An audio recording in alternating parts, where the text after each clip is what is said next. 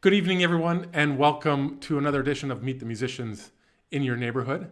Today we have the lovely Dr. Jennifer Lang as our guest. Jennifer is the Director of Choral Activities at the University of Saskatchewan and has been in the city for about 5 years. We've worked a lot with her in the SSO. And Jennifer, welcome to the program.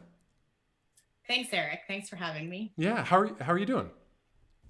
I'm doing very well. Yeah, very well indeed. How about you? Not too bad. Not too bad.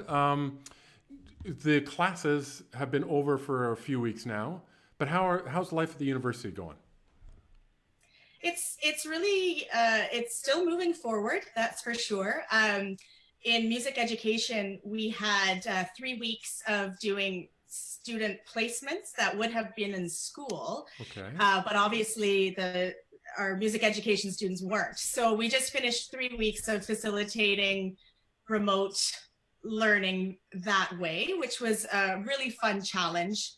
And of course, there is a lot of stuff still going on. There's a lot of research that can be done, and of course, planning exciting things for next year, Mm-hmm. given the circumstances. So there's still a lot to keep us all busy. I'm sure, and I love how you said it's a fun challenge. That's keeping a positive spin on it all. The way to go. That's great. How do you feel the students have adapted, not only at the end of the year, but them thinking about going into summer and also next year?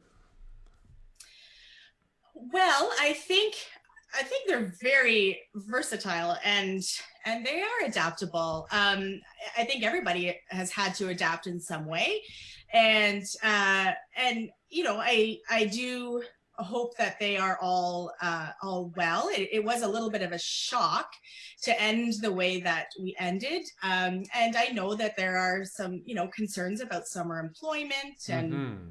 and those sorts of things, and they also wonder what they're coming back to, as we Right. all do. Yeah. But we just are we're working to make things value added for their experience to be still really meaningful for them, whether it's from a distance and easing into uh, back back to in-person rehearsals and classes, and that's all we can do, and we all just work together, and it's been possible and successful, actually. Good to hear. You're right. We all have to be creative. We're all in a new way of doing things, and to get that creativity out there, that's what we do normally is just be creative, in a lot of different structures. But that's a main part of our job, and so we have to bring that creativity into this new system and structure and unknowingness that we're all going through. We've got a lot of people already saying hi. Ann Doig says a very special hi to you. Same with Kay Turner. And Karen says nice hair. Oh, That's very nice. Now, Jennifer, you've been here, I think, 5 years in Saskatoon. Where are you from originally, and where did you do your schooling and all of that? great. So I grew up in Niagara on the Lake, which is about 20 minutes from Niagara Falls in Ontario. And I went to school in London, Ontario, at Western University, where I did my Bachelor of Music in Music Education and Voice, and then my Bachelor of Education there, so I could become a teacher. I was a high school teacher in the District School Board of Niagara, in actually Niagara on the Lake. So Mm, that was really nice for me to teach in my home community, and it's a yeah. beautiful community. Hmm. And then after about 9 years of teaching high school, I went and I was doing my graduate studies at Western in the summer, doing some summer online. Not online, but summer distance courses. Right. Everything's online now, so and then I just continued on and did my doctorate, and I gave up my teaching post, and I moved out here before I had defended, and so it was a very hectic Yeah. 2015, but that's how I made my way out here. That's very courageous to quit a career that you're already very well established and successful at, to go back to school, talk about unknowns, and to to do what you did. We've got a bit of fighting going back and forth. We've got Jennifer Kerr saying, "Come back on Ontario girl," and Samantha Knight Stick saying, "Western." Then Anne saying, "No, she's ours now. Stay away." Well, you'll know Samantha. Samantha is Shannon Knight. Oh, Shannon, of course, who is from Alberta originally, from Rosemary. Oh, that's great. And I was going to ask questions about working with choirs and with orchestras, because you and I have worked together for 5 years now. We've done many different major works together, smaller stuff as well. What have we done? Beethoven 9, some new works with the Ukrainian Oratorio, the recently Rebecca Dale's Requiem, and the Mozart Requiem, and some Christmas stuff as well. The Christmas stuff, yes, that's for sure. Yeah, Hallelujah Chorus and Wake the Crane, those sorts of things. That's right. And Wild Christmas in Wales, mm-hmm. and The Armed Man. We did that as well. That's right. And what I've always been impressed with, Jennifer, from day one, is how well your choirs are prepared. Regardless of the level of the singers, you seem to unite everyone together and to bring them up to a level that it's so easy to work with. When, for instance, when they come and work with myself in the orchestra, there's a level of expertise and knowing of the piece that makes my life much easier and a lot of fun. What's your technique? Megan already has asked questions about this, but we're gonna get those all in there. What do you bring to choirs? How's it working with orchestras, since we're talking about this anyway? Right. Well, actually, you and I would have been coming back from Montreal this week. That's right.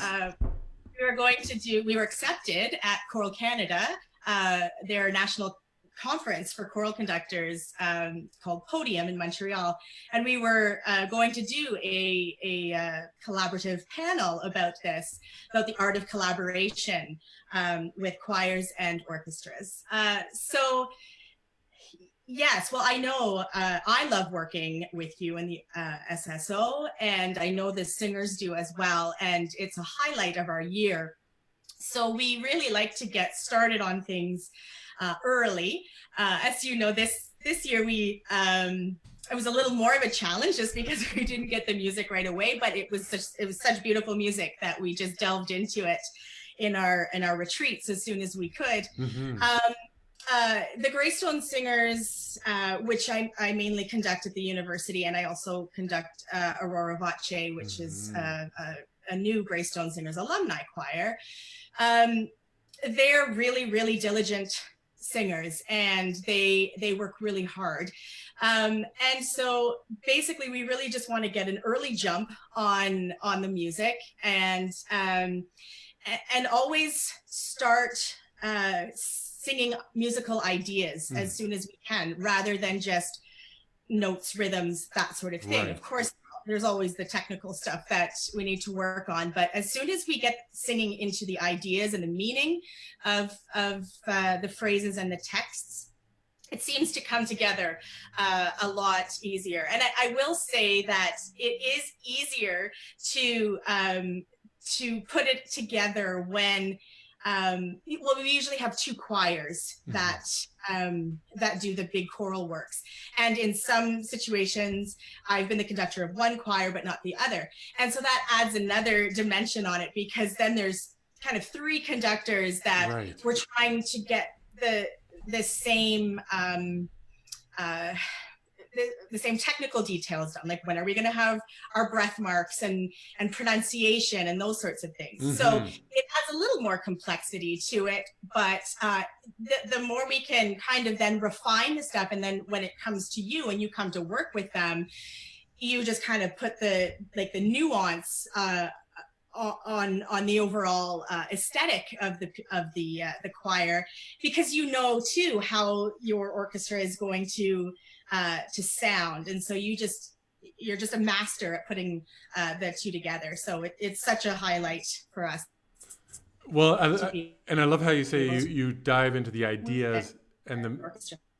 Oh, I think you just froze there for a bit, but now you're back. I love what you said about diving into the ideas, because this is such a strong thing, and all of you music teachers know this, that sometimes when there's a technical issue, whatever your instrument or singing is, if you're hitting yourself or hitting your head against a wall, you can step back and say, okay, musically, how would I do this? And often that technicality will go away, or at least be overridden by the music. And you talk about exploring those musical ideas. So when it comes to me with the choir, and you're all there, all ready for anything, and so sometimes I'll have, I don't know, wacky ideas, but ideas about articulation or this or that, that your singers are just ready to do something completely different, or phrase it this way or phrase it that way, and that's where music making happens, and that's such a thrill. I'm going to get to Megan's question now. What is it like to take over choirs that are well established, like Greystone Singers? How do you add your stamp on things while continuing the choral legacy? Yeah, that's a good question, because that was one of the real draws to coming here, was the ability to work with this wonderful choir. And I think every conductor brings something to a choir, whether it's just a different style, or just like everyone's voice and fingerprint, they're all unique. So I think that my interest in looking at Canadian composers, commissioning contemporary music, that sort of thing, just perhaps was different and a little bit unique. So that, I mean, you can never be somebody else, and you can never ask the singers to be someone who they're not. Mm-hmm. So of course, there's a little bit of a curve when people are new to each other, but the more people get to work with other people, the more adaptable they are, as Eric was kind of saying, and the more they can branch off and try different things. So I love getting clinicians in and working with them whenever possible, just to get somebody else in front of them, so so that they do have to adapt on the fly. And that's part of the unique thing too, is that when you do, let's say, a concert, and vocal or choral songs, they're quite short on average, and so you just kind of have to like move into the next style, change the language, change the tone, that sort of thing. So just keeping them like on their toes is kind of something that's refreshing and fun to do. Well, and your love, you mentioned your love of new music, and you know how much I love new music as well. In Canada right now, it seems, and I know there is, but what's your take on the Canadian choral music scene in terms of the composers these days? Yeah, the choral landscape is just like, it's buzzing with new and exciting composers who are also conductors too. Like there's some wonderful young Canadian women and young men that are writing some really lovely things. And I particularly like Canadian literature. I think Canadian music has a lot of themes in it that are uniquely Canadian, and I like exploring that. I think we have a very rich and diverse landscape, and I think that is a subject that comes across in our Canadian compositions, and it also comes across in like the textures and the lush kind of harmonies that are coming out of some choral music right now. So true. When CanLit kind of came of age a number of years ago, I mean, it's always been of age, but it seemed to have been recognized by a lot of Canadians and others years ago. There was, it's such a foundation of what we have today in terms of our writers, and I feel the same way with composers right now. We've always had wonderful composers all the time, but it seems now in the last 10, 15, 20 years, young people are just, or younger composers and older ones as well, we're all getting on, are just grabbing things and running with it. And it's so exciting to see the mix of not just choral music or orchestral music or even literature or whatever it is, the mixing of the arts and the exciting collaborations that come out of the Canadian artists. Yes, I agree. Absolutely. Yeah, we've got a lot of people saying, Ali Peters says, so thankful Jennifer Lang supporting high school singers. So many people are saying Dean McNeil agrees that you're a wonderful conductor in what you do. There's a lot of great comments here. Megan, once again, is there a specific piece that made you fall in love with choral or vocal music, or has it always just been a part of your life? That's a great question. Where did this love of choral music, I hope you still have it, come from? Was it an early childhood thing, or where did it come from? Sure. Well, first, I'd like to just thank everyone for their comments. The community of Saskatoon is just the most wonderful place to work, and the teachers and the choral conductors, I just feel so blessed to be a part of this musical community. So like most people, I got my music education from my parents and from singing in church. And, my parents said I sang before I talked, just because, you'd stand up on the pew and hum along and sing along, and you had no idea what you were doing, but you just were kind of swept up in the music. And yes, I've always loved choral music. I've always loved being in choirs. Mm-hmm. And of course, when I was in every single choir, as most of us are in high school or elementary school, high school, and then going to university, we had about 4 choirs in the Western Faculty of Music, and we always did big works in Alumni Hall. Mm-hmm. Yeah. And I recall doing Brahms' Requiem and Mendelssohn's Elijah. Wow. And I remember it's the first time I've ever had that, well, not the first time, but you know how it is when you get together with so many people, instrumentalists and vocalists, and you're absolutely swept up in the beauty of it. And I just felt like those chills. And so ever since, I've been like kind of chasing them. And I love when I get it, but I absolutely know when you're just part of something that is so much more powerful than you could ever do on your own, that's why I love choral music. And that's especially why I love doing big works, especially symphonic works with the orchestras.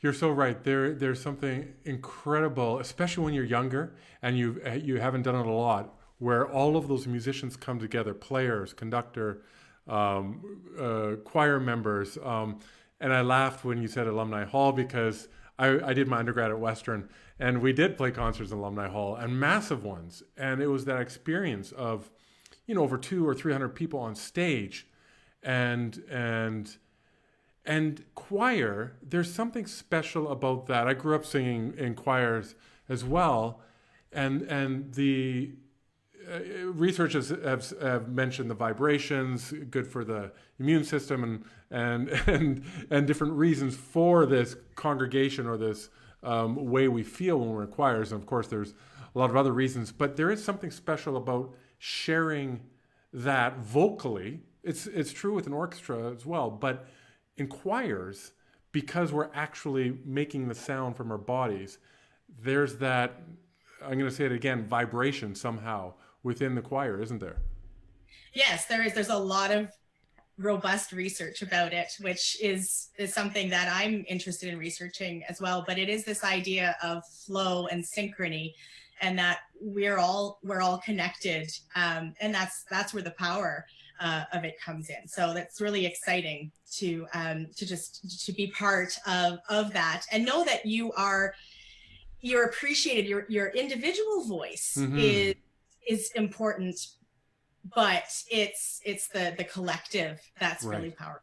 Right, and you're right. There's a power of fitting in, and you still hear your own voice. You hear it definitely, but you have to, or you get to, work with that other group or other people in your section, and then in the larger choir. It's pretty special. And talking about research, Jennifer McAllister, hi Jen, says, "What are your areas of research interest?" So I do have a very big interest in music and health. I have started an intergenerational choir with students from Evan Hardy Collegiate and senior residents at Sherbrooke Community Center, and then a number of students at U of S who are interested in music therapy.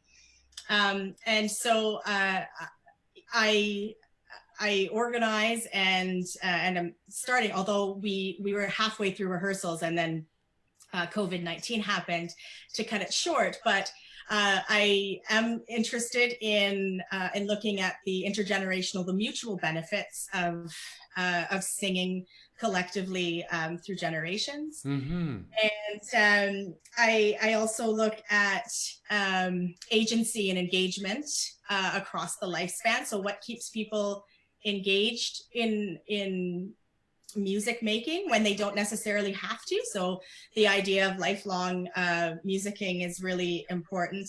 And now now that I'm at the university here, I've gotten to know a number of people in different departments. I'm doing stuff with Professor Ryan in the math department to look at vibrato and the choral aesthetic. So there's a lot that can keep me busy and a lot that's interesting to me. It seems that way. Jennifer followed up with, what ideas do you have for people to find that sense of musical community that you're talking about and connection during this time of physical and social distancing? Do you have any ideas for that? She's putting me through my paces. That's right, Jennifer. Dean and her are feeding. They're thinking those questions up. Yeah. I know. Yes, it's a challenging time, but as we said earlier, Eric, like we have to be creative, and music finds its way in kind of the nooks and crannies of any sort of troubled patch, and it finds its way to survive and to live on. So there are ways. I know that there are some virtual choirs and those sorts of things happening that again, it's not the same. It's not trying to replicate the experience. Right. It can never replicate the experience, but it's still a matter of feeling that individual agency, that individual voice, that you're contributing to something. And then there's a lot of post-production work that happens on the other side. And then when you see the product, you kind of do see that you have come together, at least in some way. But I still encourage people to, as we talk about what we're going to be doing in terms of remote education, still people have to sing. They have to make music. They have to have that creative outlet. And that's why it's so inspiring to see people, like that video of the Italian balconies, like people kind of getting together and singing from a distance. There's still that desire and that urge. And it's singing and making music. It's a primitive survival form of communication, and we will find a way to still do that, even if we are physically distanced. You're completely right, and it's not, we're not replacing anything. We're just being creative with what we have right now. And these instances, when we can get together and discuss this and share with people around the world, and talking about from around the world, we even have a hello from Pascal Giguère, the wonderful, amazing violinist from Quebec, from Les Villes-en-Droit. She says hello and is listening there. She was out here 3 seasons ago playing the Piazzolla and some Vivaldi and some other stuff as well. This is great. We've got Joan, Duff, and Joan talking about singing as well. Hello to Duff, another choral conductor who we work with regularly, and has done incredible stuff in the Saskatchewan community as well. Now you've mentioned community. You've mentioned the different university choirs. I'm very curious about the new choir that you started this past year, the alumni choir. It's a fantastic choir. We've worked together with them in the, we forgot to mention, the Planets, and also in the Rebecca Dale. There's so much that we've worked on. Tell me about why you brought that about. Well, I think, as I said, I'm so blessed to be part of this choral community. And when you come into a community, of course, you want to, get the lay of the land, and you want to be sensitive to what is going on in there. And I felt like I didn't want to step on any toes in any way, but I also felt like there was an kind of a hole there in when people go, they graduate and then they go, and they're early young professionals. They might be starting families. They might be starting their careers, and they might have really heavy time commitments.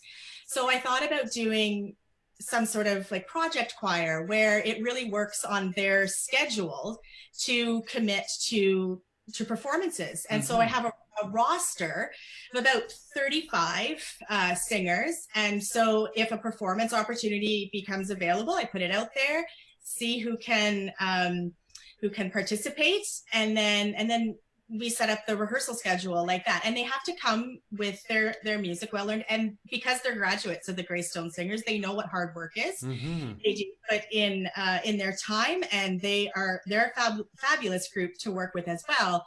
But I found it really troubling that people, that they didn't maybe have an opportunity to still sing with like a high caliber group that didn't have to meet every week. Mm-hmm. And didn't have a rigid concert schedule. So this was a hole or a void that I thought I could fill.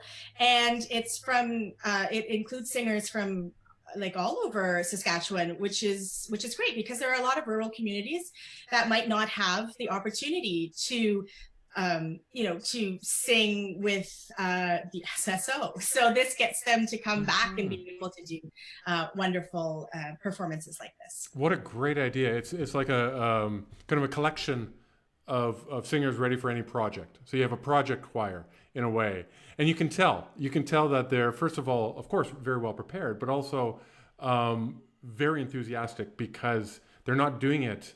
I mean, people who do it every week are enthusiastic as well, but there's an added excitement, you can tell, and a level of preparation of coming in just for that short amount of time and doing it. I just remember the Planets and how wonderful that was. And we even balances, it was just, okay, we just a little bit here, and it was great.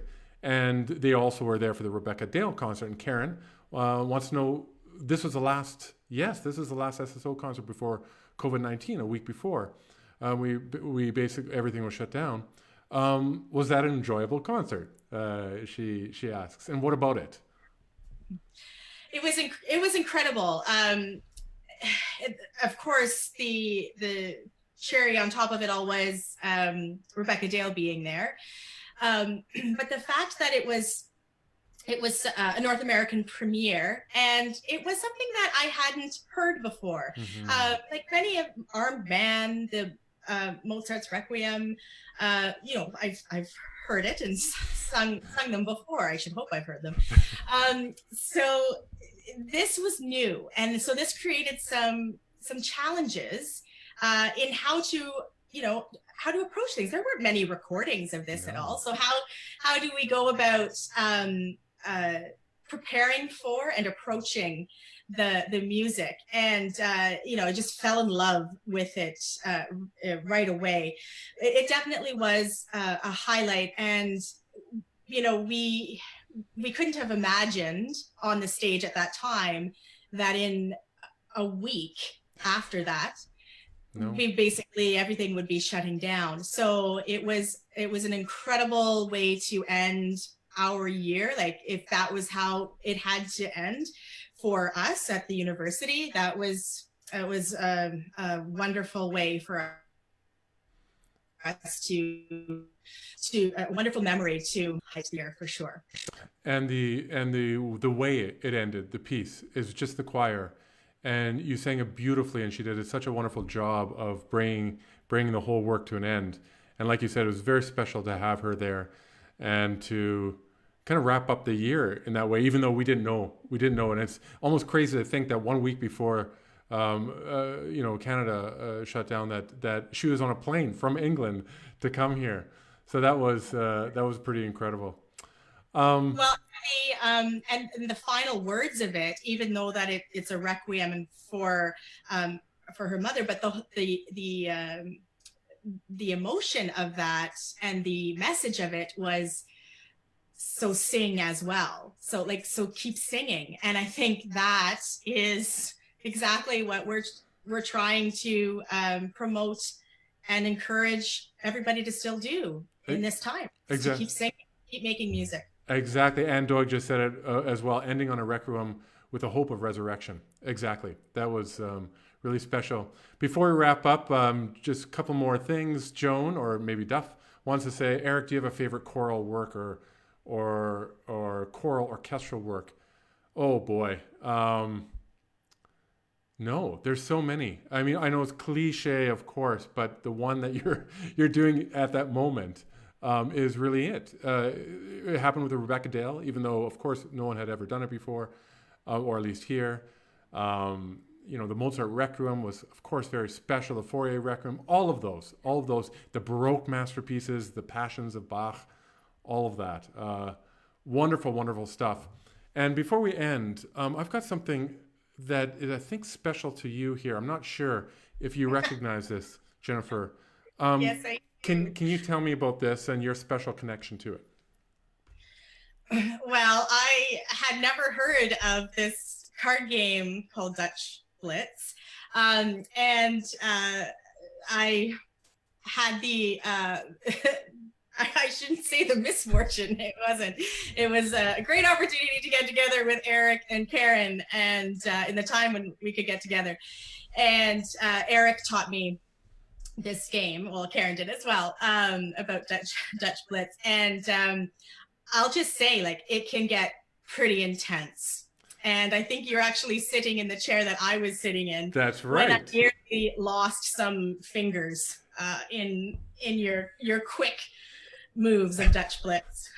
Well, the for a game that comes out of the pacifist Pennsylvania Dutch Mennonite tradition, I'm not sure how pacifist it is, but it's sure a lot of fun. And I was trying to bring it into the choral orchestral thing, but I usually end on a joke, and I think this is at least humorous to end on. Yeah, I think it's a very good way to end. Yes. Jennifer, it's been a delight talking to you. I miss our times just hanging out live in person, playing Dutch Blitz, but also going for dinner at Una and all of that, and making music together. It's so special making music with you, and let's hope for some good stuff next year. And hopefully we'll see you very soon. Thank you also to everyone out there listening, and your questions, wonderful comments, all of that. I'd also like to thank the Saskatchewan Orchestral Association for providing support to make a lot of this online content possible. So thank you very much for that. And stay tuned. Next Tuesday and Thursday, we've got other great local musicians on Meet the Musicians in Your Neighborhood. Thanks, Jennifer. And we'll see you soon. Yeah, wishing everyone all the best. Bye-bye. Okay, bye-bye.